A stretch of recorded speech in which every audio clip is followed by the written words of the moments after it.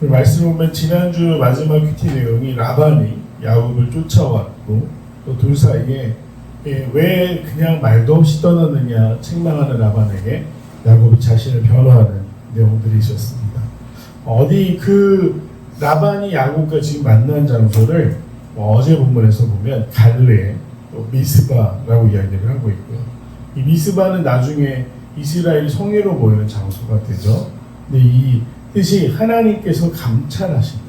하나님께서 살피시고 하나님께서 주목하신다라는 내용입니다. 그런 이름을 가지고 있습니다. 그리고 라반은 이곳을 여가의 사하두다, 증거의 무더기라고 했습니다. 이제 돌을 쌓고 기둥을 쌓아서 경계를 삼고 어떻게 보면 참 무사히 잘 돌려보내는 것 같지만 서로 약속한 내용이 뭡니까? 불가침 죄악입니다. 넘어오지도 말고 넘어가지도 말자. 사실은 완전한 갈변을 의미하죠. 그래서 이 여가의 사하두다 미스바 갈렛이라는 곳은 라반과 야곱에 의해서 그런 역사가 남아있는 장소가 되었습니다. 라반이 야곱에게 이르되 내가 나와 너 사이에 둔 이 무더기를 보라 또 이 기둥을 보라 라고 이야기를 하면서 뭐라고 이야기합니까? 내가 이것을 넘어가서 너를 해하지 않을 것이다. 즉 이제는 우리가 남이 된다라는 걸 또 의미합니다. 이전에 함께 한 가족으로 20년 동안을 살았지만 이제는 남이다. 그리고 서로 넘어가거나 넘어와서 해하지 않기를 다짐합니다. 그리고 이 라반이 이야기를 하기를 아브라함의 하나님, 나홀의 하나님, 이 보통 우리가 익숙한 건 아브라함의 하나님, 이삭의 하나님, 야곱의 하나님 이런 순서인데 아무래도 라반의 입장에서 보니까 자신하고 졌던 나홀의 하나님. 그래서 그들이 이미 그 갈대아 우르 땅을 떠날 때 다 하나님의 인도하심을 떠났다는 것을 다시 한번 확인할 수 있는 부분인데요. 그렇게 해서 하나님께서 우리 사이에 판단하옵소서 라는 고백을 하게 되죠. 사실 쉬운 고백은 아니었습니다. 라반의 입장에서도 자기의 것이라고 생각했어요. 왜냐하면 어제 본문을 보면 이 자녀들이 누구로부터 비롯되느냐, 자신의 딸들이 누구의 딸이냐, 다 내 거라고 이야기해요. 또 양떼는 무엇이냐, 다 내 양떼에서 네가 새끼를 쳐서 가져가는 것이 아니냐, 다 내 거다. 그게 라반의 진심이었죠. 그러나 그 사건 가운데 아직은 라반을 이길 정도의 힘과 능력이 없었던 야곱에게 하나님께서 개입하셨고 보호자가 되시고 라반에게 또 야곱을 해하지 말 것을 경고하셨지 않습니까? 그래서 이 두 가족은 원래는 하나였지만 둘로 나누어지면서 서로가 해하지 않기를 하나님 앞에서 약속을 하고 그 산에서 잔치와 제사를 드리고 헤어지게 됩니다. 20여 년간의 유배와 같았던 생활이 드디어 종지부를 찍고 있습니다. 사실 작은 거짓말에서부터 시작됐지만 그것이 하나님과 관련된 일이었기 때문에 야곱은 꽤 긴 시간 동안을 훈련받고 또 혼자 곱씹으면서 생각해봐야 됐던 부분이었을 것입니다.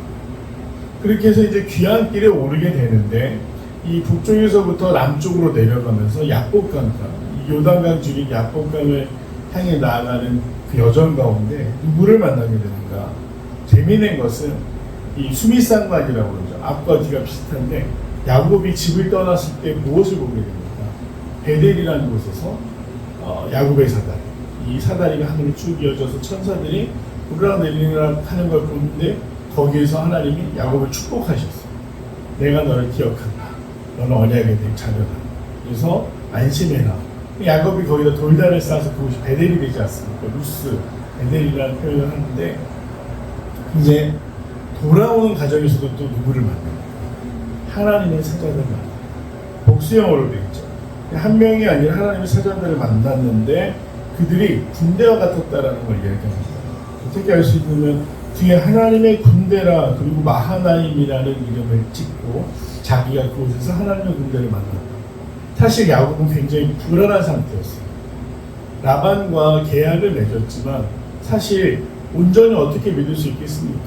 다시 뒤로 쳐들어와서 나를 죽이고 딸들과 자기의 자식들과 재산을 다시 뺏어가면 어떡하나라는 생각도 있었고요.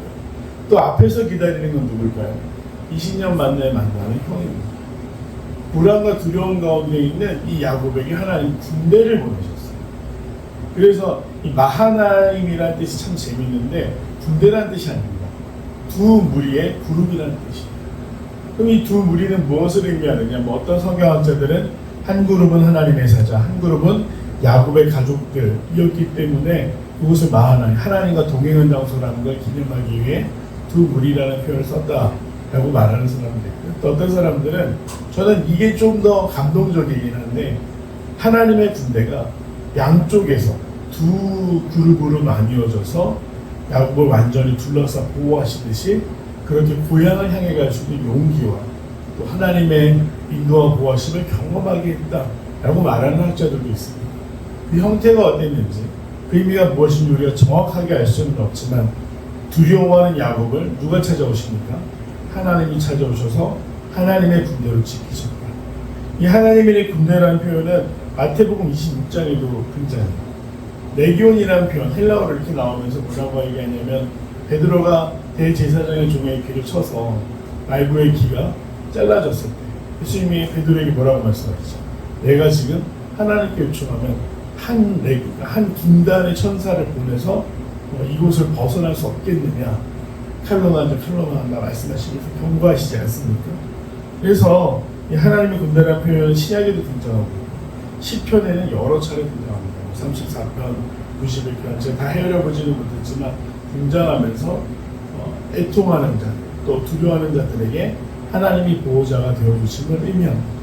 오늘 20년 만에 모든 그 어떻게 보면 그 유배 생활을 마치고 돌아가는 야곱에게 하나님이 함께 하셨다.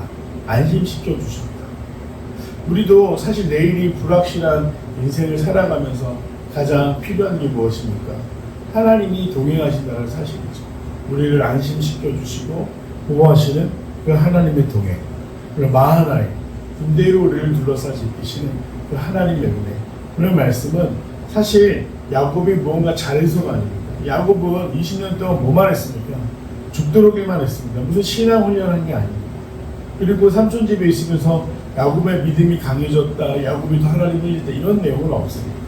그러나 그가 하나님이 선택하셨고 이제 그에게 이스라엘이라는 이름을 주시기 위해서 그에게 항상 나타나 먼저 인도하시고 손 내미셨다라는 본문을 보면서 우리도 기억할 것은 우리의 공로나 노력으로 우리가 하나님의 인도와 보호하심을 경험하는 것이 아니라 하나님의 전적인 사랑으로 경험하는 것이라는 것을 오늘 말씀을 통해 알 수가 있습니다. 이 내용 관찰과 또 한번 결단과 적용까지 내려가면서 내용을 다시 한번 정리해 보겠습니다. 야곱과 라반이 세운 돌무더기와 기둥은 무엇을 증거합니까? 서로 불같이 빚어야 해하지 않을 것을 약속하는 증거의 무더기였습니다. 해하지 아니할 것을 약속. 야곱은 고향으로 가는 길에 누구를 만나며 그들을 무엇이라 부릅니까? 하나님의 사자들을 만났다라고 하고요. 마하나임, 하나님의 군대, 또 혹은 마하나임이라고 이야기를 합니다. 그래서 자신이 하나님이 여전히 나를 지키시는 것을 경험하는 순간이었죠. 연구와 묵상입니다. 야곱은 왜 하나님의 사자를 하나님의 군대라고 부릅니까? 그들이 두 무리로 자신들의 가족을 지키시고 함께 하신 것, 즉 야복강에 이르기까지 두려운 마음 가운데 있을 때 동행해 주시고 지켜주셨기 때문에 하나님의 군대의 보호를 받는다라는 느낌을 받아서 하나님의 군대라고 부르고 있는 것이죠.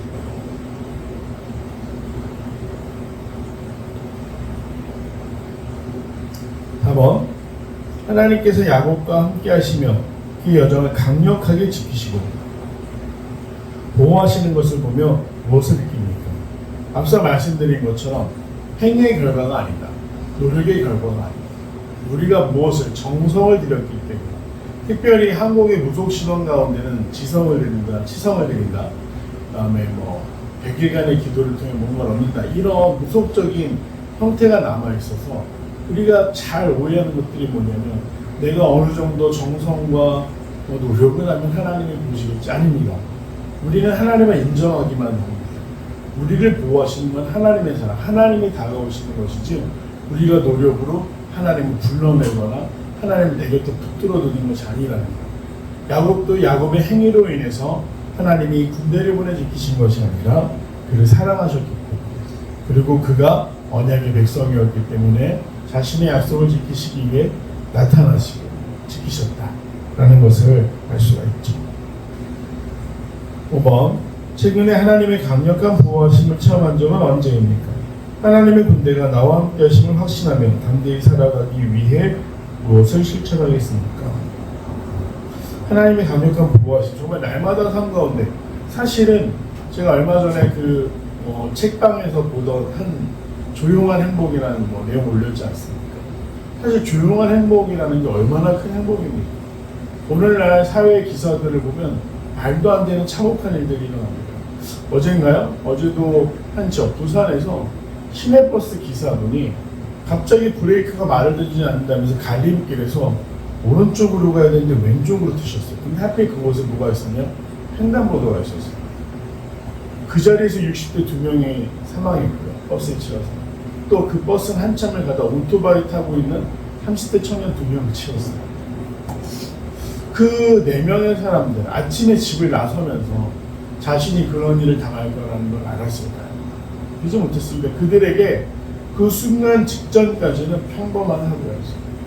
오늘날 이 땅을 살아가면서 우리가 평범하다는 것, 정치적인 불안, 경제적인 불안, 또 사회적인 불안이 팽배하기 때문에 평범한 하루라는 게 얼마나 감사할 내용인지, 내가 아침에 나가서 나간 모습 그대로 집으로 돌아올 수 있다는 것 자체가 사실 정말로 사회가 발전했기 때문에 과거 사회보다 치안도 안정되어 있고 환경도 안정적이라고 말하지만 사람이 무슨 일이 일어날지 정말 두려운 시대를 우리가 살아가고 있다. 그 가운데 하나님 오늘도 나와 함께 하셔서 나를 지키셨고 보호하셨고 또 그것으로 끝나는 것이 아니라 우리가 감사로 하나님께 예배할 수 있는 삶을 매일매일 허락해 주신다는 것이 사실 강력한 보호하심입니다. 간절히 소망하기는 우리가 그것을 깨달을 때 우리뿐만 아니라 사랑하는 자녀들에게, 남편에게, 또 우리가 만나는 동료와 지인들에게 그 날마다 간증하실 수 있는 정말 평범한 이 하루의 일상이 하나님의 은혜고 또 지키심의 증거다라는 걸 나눌 수 있는 귀한 성도들이 되시길 간절히 소망합니다. 우리가 무엇을 했기 때문이 아니라 하나님이 먼저 사랑하셔서 우리를 지키신다. 그것을 믿음으로 고백하면서 오늘 하루도 평안한 가운데 머물 수 있는 귀한 삶이 되길 간절히 소망합니다. 은혜로우신 아버지 하나님, 주님, 우리가 너무나 당연하게 여기는 것들이 사실은 당연하지 않은다. 사실 두렵고 걱정이 되고 근심이 되는 인생이지만 야곱도 끊임없이 불안해하지만 그런 그를 하나님께서 하나님의 은혜로 지키셨고 함께 하셨다는 말씀을 통해 오늘 우리도 용기를 얻습니다.